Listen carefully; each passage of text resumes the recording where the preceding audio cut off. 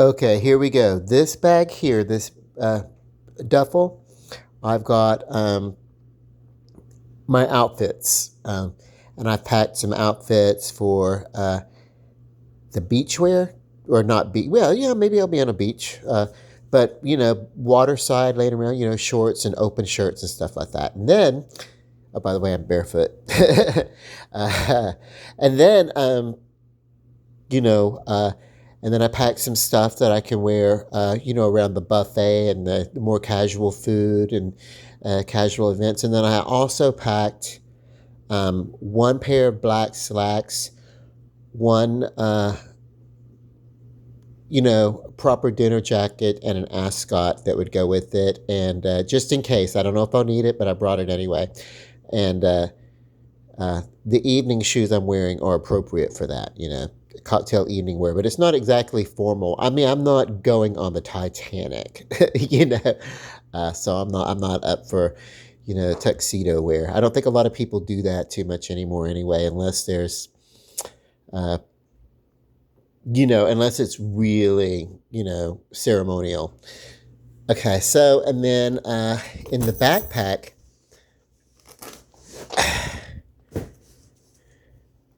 uh, slippers for the beach and for the water, shoes, uh, for the dinner time shoes, a few different belts, brown and black were the belts, or the colors that I had, that I wear most of the time anyway, and but they're different textures. And then, of course, medication, hygiene, all that kind of stuff goes in there. And then, it's a backpack. And then in this portfolio is the paperwork. Basically, inside of here, I have tucked another bag that's just like it. And inside that bag, it's just slightly smaller. It's and then inside of that is a portfolio. And the reason why I brought the extra bag is because I pick up maybe a couple of souvenirs, you never know. And then I want to have something to carry them back in. That's a little trick that I learned some time ago. You're going on a trip, take an extra something, fold. You have a bag that can unfold to carry more. Be able to come back with a little bit more, in case you want to pick up a souvenir or something like that, or you're gifted something or something. So yeah, but that portfolio that has my American documentation in it, and then the books that I had planned to read. And I have, from the moment that I knew that I was going on this trip, and I didn't know it was this particular cruise that I'm going on tomorrow, but I did know that I was going on a trip. It was a cruise. I did know that I was like, I had decided that I was going to go. And I actually thought it was my other friend Mike that was going to be going with me. Uh, and that kept getting postponed and kept getting postponed and everything because of his work and everything. So, but eventually, yeah, Jay is going with me on this one, and I'm excited for that. And it's like, yeah.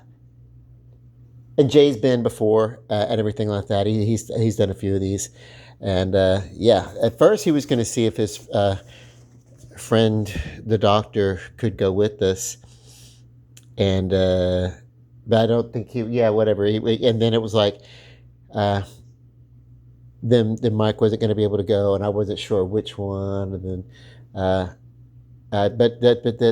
then I did uh, say to Jay, if you want to at any given time, we can look ahead and we can find something, a time that works for us or whatever. I'm not in a rush. I just want to do it, Because initially I was trying to go on Royal Caribbean, and I wanted to take a 7 day or 7 day cruise. It's like 7 nights, really.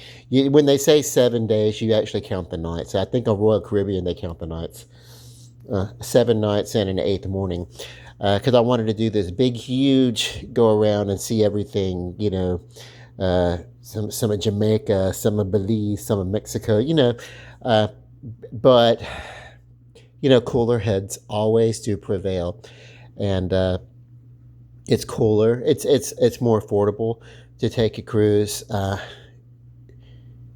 not during peak season, and during the fall and everything, a lot of kids are still in school or whatever, but during the summery breaks and stuff like that's when the families take their family vacations and spring breaks and all this kind of stuff. So everything gets more expensive. I guess. I don't know.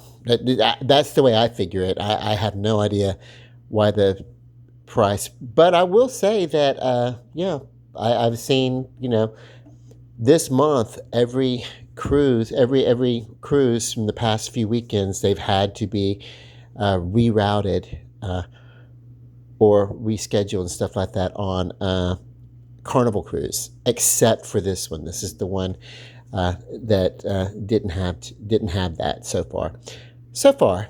But from what I understand, if something does happen and there's any sort of like hey, we got to change ports for any reason, or if the weather kicks up or something, they just sail around it and you carry on. And so I'm excited. I don't even know the full on itinerary. I know that we spend several hours getting down the delta of the Mississippi, which is slower. And then once we get into the ocean, they can kind of open it up and move a little bit, But yeah, so it's almost like getting out of New Orleans, because it's out of New Orleans. You have to go down the river. So you really get a little bit of a cruise on the river, a little bit. You don't get to see much. There's nothing down there after New Orleans, but you have to like wind out of that. That's what I've been told. So for a few hours, you're just like looking at the river, and I will try to get some video of that. Because the Mississippi River is beautiful. For me, it's very mystical. There are secrets. There are secrets in the delta of the Mississippi River. All I'm gonna say, they're secrets, and they're gonna stay secret. You get down there, you'll find out. But yeah,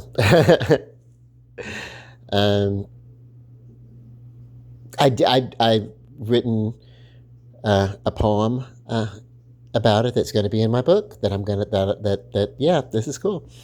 Yeah, Muddy Mississippi Blues. I've written a couple of different versions, and it's like how do I want to put it? How it needs to be more poetic and less blues songy lyric or whatever. So I had to go with the one that I'm going to include is going to be a little bit more formatted to either it's not that big of a difference, but one of them has all of like the ad libs and the and all that kind of stuff, the backing vocals and everything like that, the whatever. And it's like I don't really need to include all the asides and the callbacks and everything. I just need to go with like what's the formulary. But yeah, that's so cool.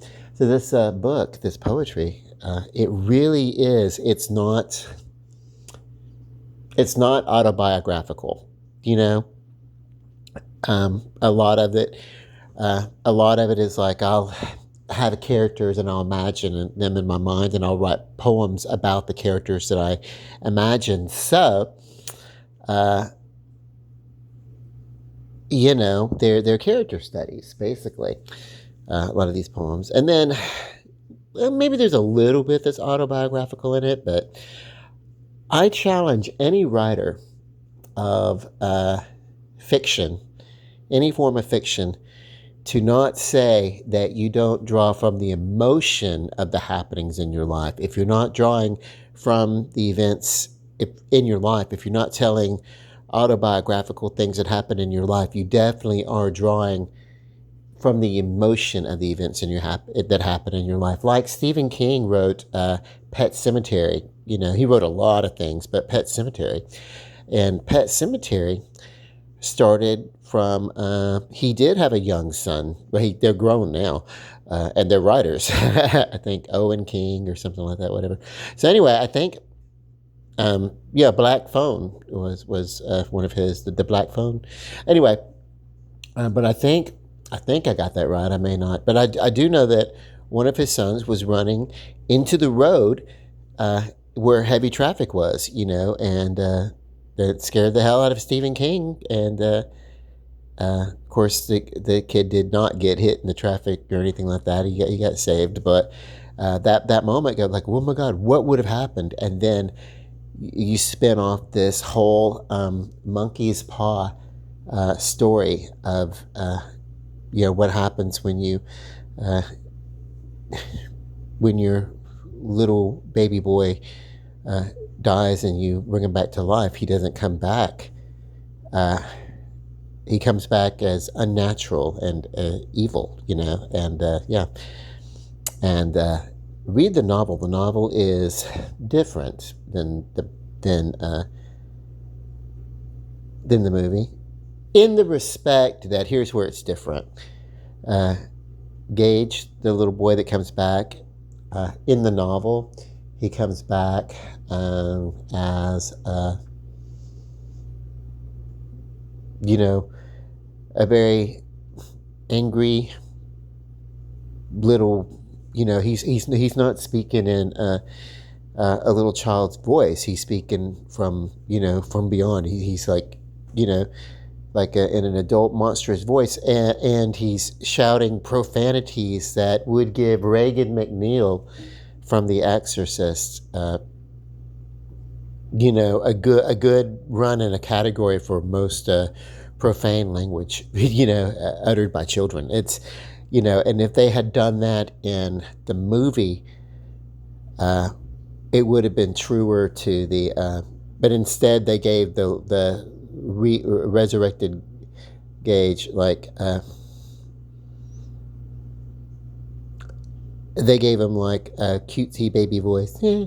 I play with so and so, and now I want to play with you. That kind of stuff. So I've been reduced to imitating babies. Anyway, the books that I brought. Speaking of, one of them is by William Peter Blatty, and it's called. And I've talked about these books because I order my books from thriftbooks.com when I can't get out to bookstores. I love to read, I really do. I get so distracted I don't always read. But I got this book, and it's called The Ninth Configuration.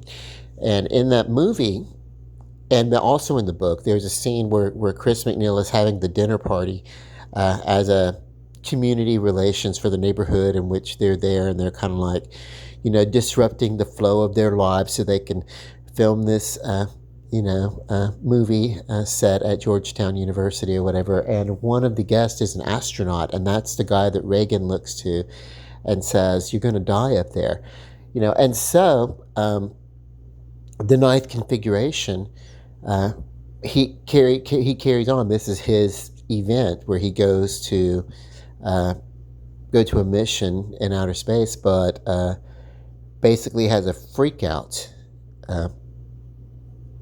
in his, and so it continues on with his story. Why does he freak out? And he goes to a sanitarium, a military sanitarium with people within the armed forces, and then they go there to,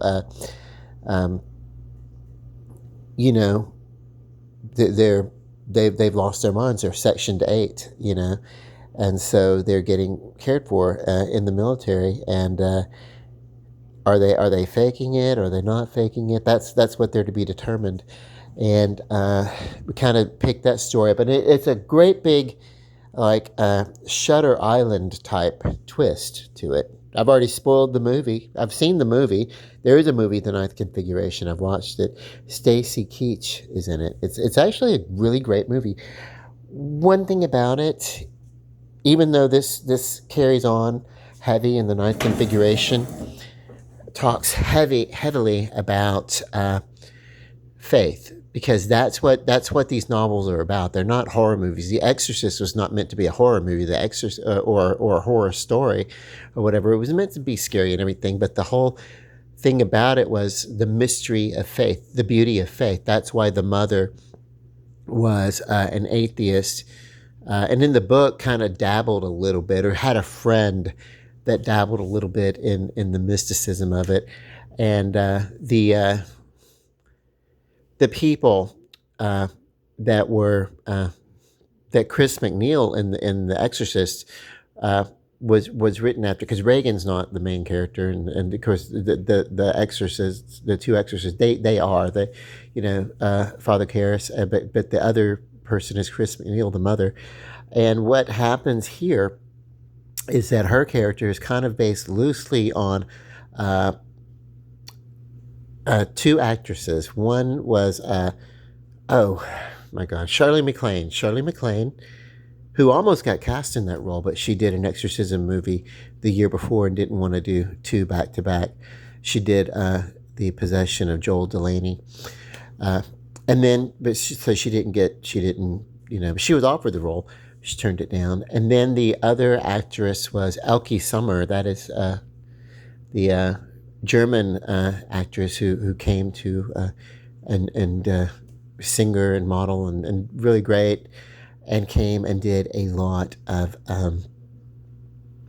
movies in Hollywood for a while, and really by that time was less of a movie actress and more of a personality.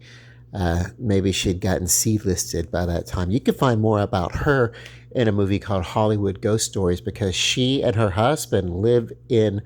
They got divorced in the 80s, but during the late 60s, going into the 70s and 80s, they lived in one of the most haunted houses in the country, and it happened to be in Beverly Hills, and no one really understands why, what was going on there, what's going on with the property. But the time that she and her husband left the property, between like 7 or 8 years, between the time that they did like a little bit of a documentary about it, that house changed hands like 17 times, 17 different owners. They were like, F this, we're not staying here, all these people, But yeah, it was, yeah. Was it a publicity stunt? He was a photographer and a cynic, the husband, and she was no longer the major. She was still beautiful, like very beautiful.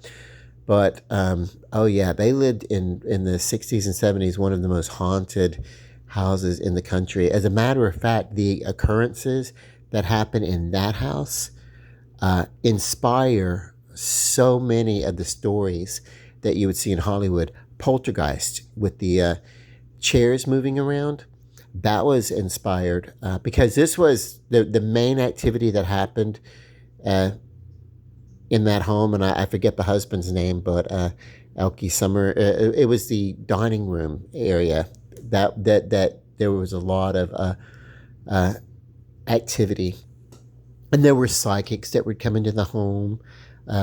Over several years, they had several psychics, and they all said the same thing. And there was this kinetic energy that got built up, and it got to be where friends of theirs wouldn't even stay in the home or whatever. So, yeah, that fascinates me. I would love to create.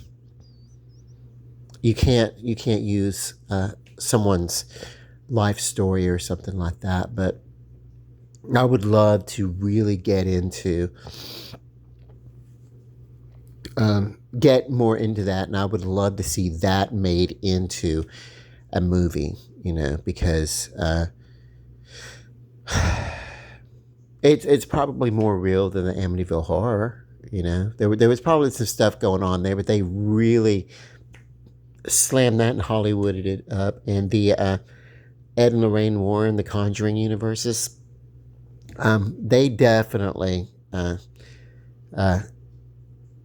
take this based on a true story, where there's a little bit of a true story to the fact that they were called, and basically just embellish the hell out of it, and dove right into what really got their attention, is they really fed us, the people in the 80s and 90s, into that whole satanic panic, because everything that they wrote was all about, and by the way, it's not even ghosts, it's the ghosts being controlled by demons. There's demons underneath everything. It's all demons. It's all the devil, and it's all sin, and blah blah blah. And by the way, you're all sinners, and you all kind of bring it on yourself, that kind of stuff. Too many rock and roll records, too many blah blah blah dabble, and so now I, with no intention at all, plan on going down to the Caribbean, seeing some of that, some of those places on the beach and everything like that. But that is like there's a, and I know from living in New Orleans and around the Mississippi Delta, there's a lot of these beliefs that still happen, that still carry over, and not even so much in a Judeo-Christian kind of way, but just a lot of the mysticism and ceremony and stuff like that. So, but I've always found that kind of stuff beautiful. I'm not Catholic. Could never really understand Catholicism. I really can't, but I do think that everything that they have, the beautiful cathedrals and the churches and the robes and all the paraphernalia, basically, the incense and the pipes or whatever. I think it's all beautiful. I think it's very, very beautiful. Yeah, but and I'm not putting it down. I'm just saying I'm not Catholic. Well, I'm not even Episcopalian, but I worked for some Episcopals. This is cool. There's like each one of these pockets. There's stuff. Now there's another book that I brought with me, and it is a trilogy of shorter books, all in the same thing. The Illuminatus trilogy is the arching title, and I'm at the point where our heroes, or whatever the subjects, they have, come together, and they are on this ship in Atlantis. And then, of course, there is a character in an asylum, because this is a story that's told out of time. It might be narrated here, like me narrating to you something, and then all of a sudden my person changes and I'm somebody else. Then the tense will change. The tense will change from first person to second person to third person, slip into a fourth person tense, which is a variation on first person on omniscient.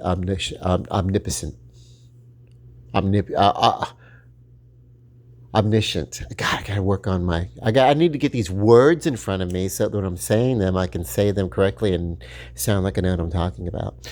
But yeah, this is great because it's going to help me reading these books as I am working on my first volume of poetry. And then, of course, immediately after I figure out how to get this self-published and set up where I can start receiving, not that I expect people to buy, but if they ever did, my share of whatever, I think Amazon gets most of it, and like maybe I'd be lucky to get, 0.0000 point fraction of a something, but whatever. But once I have really learned how to do that, then it's like, oh, baby, watch out, because then it's, yeah, I've already, and since I was a kid, since I was like in elementary school, I knew that what was going to happen was I was going to start with poetry, volumes of poetry, and then I was going to, because I was an avid reader of short stories, I'd go to the library and I'd sit around and I'd read short stories, and I'd read them in class when I wasn't supposed to. I would, or detention. I spent a lot of time in detention, and I would read a lot of Stephen King. And in one of his collections, he wrote a foreword, and he was talking about, he was just imagining who his readers were, and he was like, to the person who's reading this book in detention, when you're supposed to, like he really just has a knowledge of who his constant readers are. He knows his consumers. He knows he knows his followers, and that's what impressed me. Not even more than the writing, because he's a great writer, but the short stories, they were like, wow, I can write these. I'm in elementary school, and sixth grade and seventh grade, I can write these stories, and I was writing stories, and my best friends were taking them and they were reading them, and some they were kind of cheesy. They were, you know, uh, at that age, my mind was just a dirty little mind, and so I'd write like elaborate sex scenes or whatever. That's probably what got people, but also just no, just really interesting stories. A lot of occult based stuff. Twisted mysteries, plots, all this kind of stuff. When I was in, let's see, fourth grade, I was writing. And I drew a little comic book, and I used the Pac-Man characters from the Pac-Man cartoon in the early 80s. I had Pac-Man fever, and it was just a project, and I had a big poster board and everything like that. So basically, I just did this whole story of,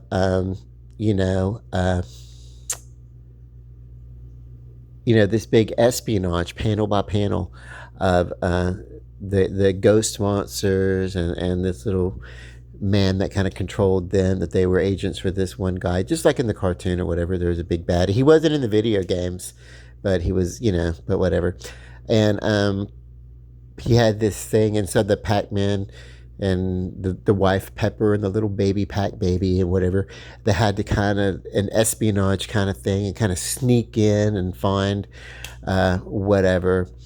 And it was, at my age to be, and I think at fourth grade when you're, most people are reading and we're being fed stuff in school about like stupid stuff, Beverly Cleary, not stupid, but, developmental, you're reading stories about, becoming a teenager at that time, or whatever, like, being able to go outside and run down the street by yourself or something, which, by the way, today you can't do that because you'll get kidnapped. Oh my God. We kind of went back to hovering, I was a hover uncle. I took care of my nephews and my niece for a little bit, and some other people's children, but I was very, protective. Beyond. I did the best I could with the experience that I had. But yeah, that was just, hey, stay inside. It's dangerous out there. That kind of stuff. I could have been almost like, Margaret White from Stephen King's Carrie or whatever. I'm glad I didn't have children of my own at that age. But of course, I never did become a parent. When you do have a child of your own, you actually have to sort of grow up. You can't continue to be the child and be a good parent. So yeah, it's instant like maturization that happens. Supposedly, it's a natural thing. But I'm gonna go play around in the Caribbean on a boat. My first time ever, and I'm so excited. That's what I'm talking. That's why I made all these videos. But what I'm gonna do, I had my dinner.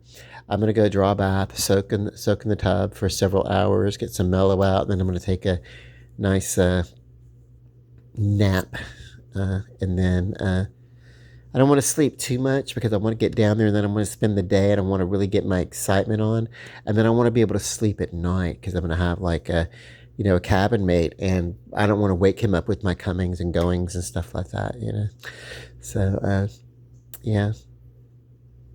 The Illuminati trilogy is basically these people, and I'm at the place where there's a character that's in an asylum, and he's they're saying this is your name and this and that. So it's like there's a lot of it's all about, if you could think ever, all the conspiracy theories that you have ever heard involving the government, involving everything, it is fictionalized and put into this really zany, wild acid trip of a novel. And I've talked about that. I can't give I love the review and everything, but I can't give you everything about it because I've not read the full thing. I've read it probably about a third of the way through.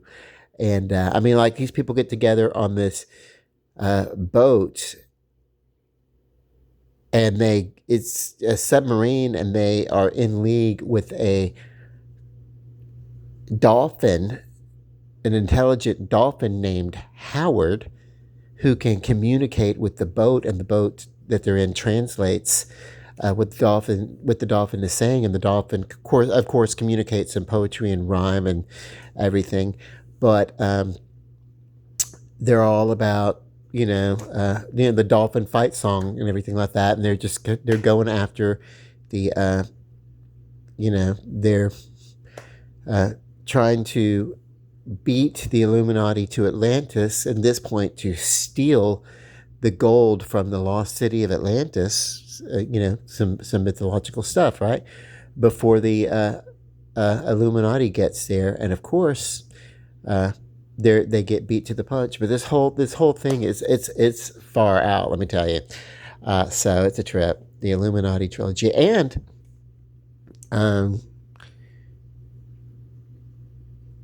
it was the inspiration behind The White Room, which is the album from the KLF, also known as The Justified and Ancients of Mumu or something like that. They're also known as The Jams and The Time Lords,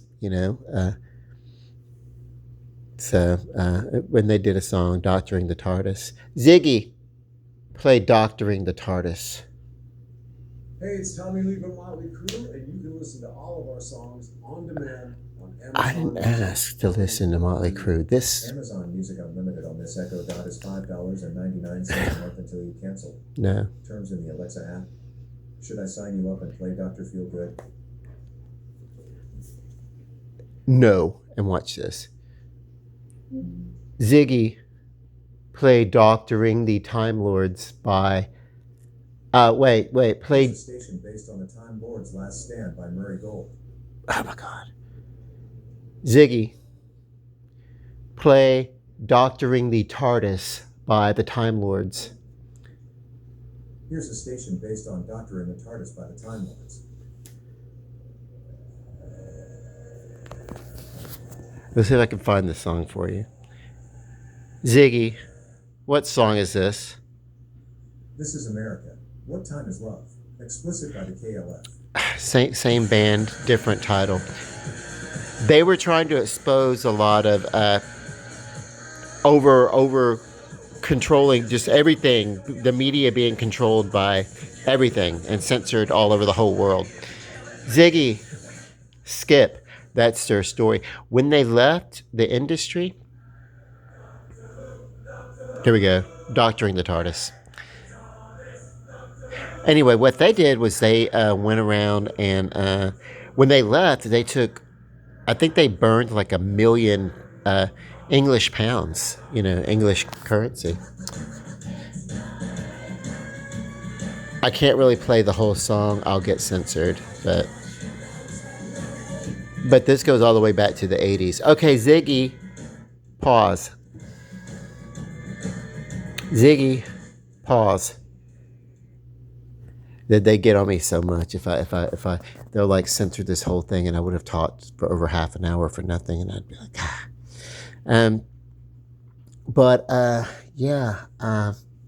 they might do it anyway. That little bit, if this gets censored after I post it, I'm gonna be like,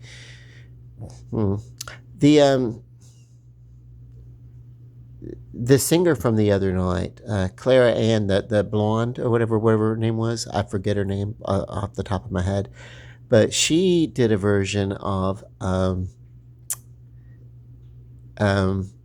House of the Rising Sun, and of course, YouTube censored it. It was like it's a copyrighted song, and it's like copyrighted for like written lyrics and written music. You don't really, people can sing a song, it's not, but anyway, I don't know.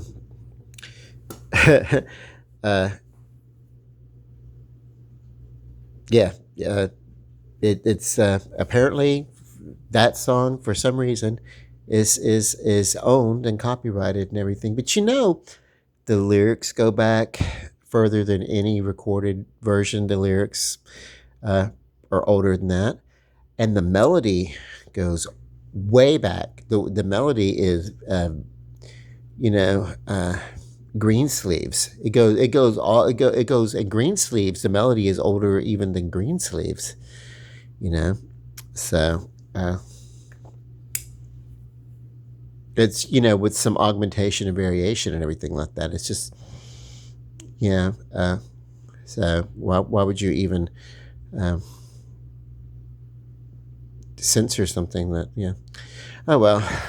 I don't know the laws about those things, but it's like, how can you censor something that's like 150 or some odd years old? Can you do that? Okay. So, because you would think they aspire, like characters in movies and fiction and everything, they eventually expire, and I think after 100 years or something like that, and get into the public domain, don't they? I don't know. I think intellectual property,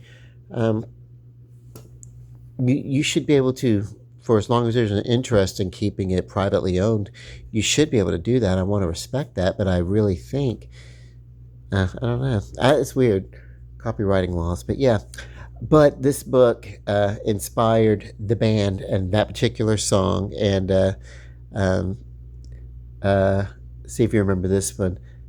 Ziggy, play Justified and Ancient by Ziggy, stupid.